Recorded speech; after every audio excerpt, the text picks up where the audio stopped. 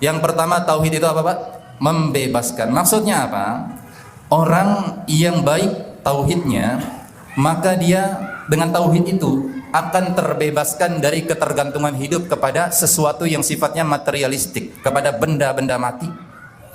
Karena orang yang hidupnya selalu bergantung kepada materi, bahkan ukuran kesuksesan dari keberhasilan adalah dengan materi, ini adalah diantara sebab kenapa seseorang hidupnya nggak pernah merdeka. Sekarang kita lihat, kita dijajah oleh bangsa Belanda, itu berapa tahun? Berapa tahun kita dijajah sama Belanda, Pak? Hah?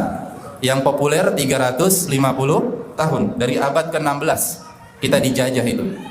Pertanyaannya, kok bisa kita lama sekali dijajah sampai 3,5 abad? Ayo, kenapa? Ini kan yang dijajah kan ya leluhur-leluhur kita juga, kan begitu, ya kan? Leluhur-leluhur kita, yang kita nggak pernah tahu mereka siapa, tapi yang jelas mereka adalah bagian daripada leluhur kita. Kok bisa 3,5 abad negeri kita dijajah gitu? Apa alasannya? Ya ini alasannya, karena pada masa itu boleh jadi tauhid belum benar-benar apa? Dipedomani oleh kaum muslimin atau oleh masyarakat Indonesia secara umum. Tauhid belum tersebar. Orang hidupnya masih bergantung kepada benda-benda mati, kepercayaan-kepercayaan gaib yang tidak bisa dipertanggungjawabkan keilmiahannya.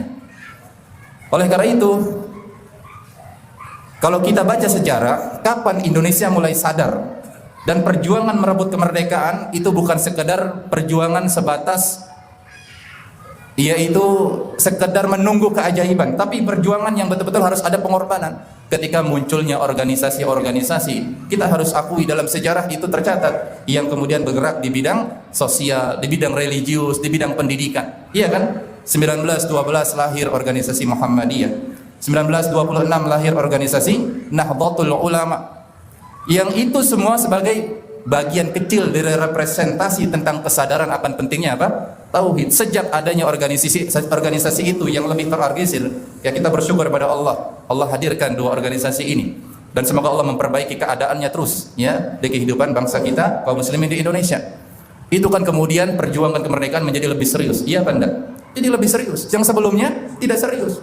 Kenapa? Karena umat Islam tidak terorganisir dalam masalah tauhidnya, dalam masalah kesadaran akan pendidikan.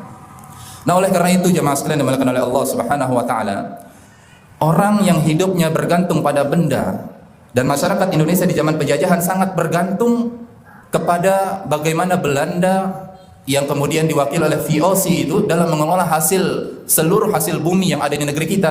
Negara kita akhirnya nggak berdaya untuk melawan penjajah. Bahkan kita baca dalam sejarah sebagian dari anak bangsa menjadi pengkhianat terhadap bangsanya sendiri ketika mereka mengabdi kepada penjajah Belanda. Kan seperti itu. Nah, oleh karena itu dalam konteks kekinian pun demikian jemaah sekalian yang dimuliakan oleh Allah Subhanahu wa taala. Tauhid itu akan membebaskan kita dari sifat merasa pesimis dan kemudian putus asa untuk selalu menunjukkan bahwa kita bisa merdeka secara hakiki tanpa bergantung kepada siapapun. Bergantung kepada benda, bergantung kepada orang lain, bergantung kepada bangsa lain yang kita merasa mereka lebih superior dari kita, maka ketahuilah kita nggak akan pernah jadi bangsa merdeka selamanya. Dalam satu hadis Rasulullah SAW memberikan perumpamaan yang indah yang diriwayatkan oleh Imam Abu Daud.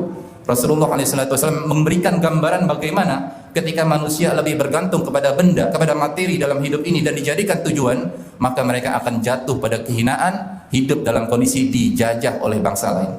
Apa hadisnya? Rasulullah SAW bersabda, "Idza tabayatum bil 'ainah wa akhadtum adnabal baqar wa raditum bizar'i wa taraktumul jihad, sallallahu alaikum dhullan la yanzi'uhu hatta tarji'u ila dinikum." Ini menarik nih hadis ini. Kata Nabi SAW, kalian wahai umat Islam, kalau kalian sudah senang bermuamalah, berinteraksi dalam urusan bisnis kalian dengan cara inah. Inah ini Pak adalah salah satu bentuk transaksi ribawi. Iya. Inah adalah apa? Salah satu bentuk transaksi jual beli yang mengandung unsur ribawi. Contohnya apa? Ya dijelaskan oleh para ulama, misalnya ada si A dan si B. Si B ini misalnya dia ingin beli, anggaplah sepeda motor. Harganya 20 juta. Dia ingin beli sepeda motor dari si A sebagai orang yang punya duit nih, punya modal. Dia bilang kepada si A, "Wahai A, saya pengen punya motor. Engkau punya modal, tolong belikan motor buat saya. Tapi saya bayarnya ke kamu itu kredit. Saya ngutang kredit ya, dalam sekian tahun. Kata si A, oke setuju. Harganya berapa tadi kalau cash? 20. Tentu kalau kredit akan lebih. Boleh jadi si A kemudian bilang, saya sudah belikan motor ini karena kamu bayarnya kredit, saya kasih 30 juta kredit. Diambillah motor itu oleh siapa? Si B. Dikasih sama si A. Nih buat kamu.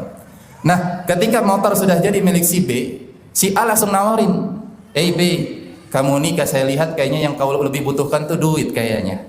Ya, gimana kalau motor ini kan kamu kredit 30 juta, udah saya beli saja 20 juta sini, saya kasih kamu uang 20 juta, motornya saya bawa lagi. Silakan kamu 20 juta itu kamu cari motor yang harganya lebih murah, silakan. Gitu ya. Yang penting mana motornya, ya, mana motornya, dan kamu tetap punya kewajiban melunasi hutang kreditmu berapa, Pak? 30 juta, artinya masih ya punya hutang yang lumayan besar. Nah, sekilas transaksi ini seperti jual beli, tapi itu adalah transaksi riba yang disebutkan dengan istilah ainah oleh Rasulullah SAW. Dan secara umum tentu hadis ini adalah semua bentuk transaksi ribawi. Nabi mengatakan kalau kalian sudah senang berinteraksi, bermuamalah dengan cara riba, kalian lebih senang mengambil ekor-ekor sapi, menikmati hasil investasi kalian, ya, senang dengan semua hasil usaha kalian, hidup senang-senang menikmati di dunia ini, melupakan jihad. Jihad dalam arti umum tentunya membela dan berjuang untuk menegakkan agama Allah Subhanahu wa taala, untuk mengajarkan agama kepada anak cucu dan turunan kita. Ditinggalkan itu, sebuah orang sibuk dengan dunia, sibuk cari materi, sibuk cari jabatan, sibuk cari ya sesuatu yang membuat dia hidupnya terasa dihormati di dunia ini. Meninggalkan jihad fisabilillah, sallallahu alaikum dhullan. Allah akan timpakan kepada kalian kehinaan, penjajahan, ketertindasan.